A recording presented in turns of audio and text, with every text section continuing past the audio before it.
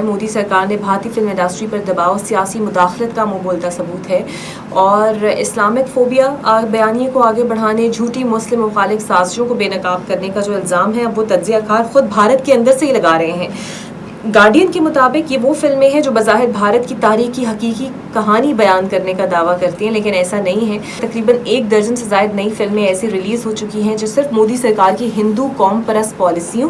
یہ فلمیں بھارت کو مذہبی تفریق پر مزید تقسیم کرنے کے لیے استعمال کی جائیں گی. یہاں تک کہ چنئی کی کریا یونیورسٹی کے پروفیسر ہیں سیاندیپ چودھری, وہ یہ کہتے ہیں کہ بھارتی فلموں کو بے ربط پروپیگنڈے کے طور پر پیش کیا جاتا ہے جو حکومت کے سیاسی ایجنڈے کو دکھاتے ہوئے جان بوجھ کر غلط معلومات کی تشہیر کرتی ہیں.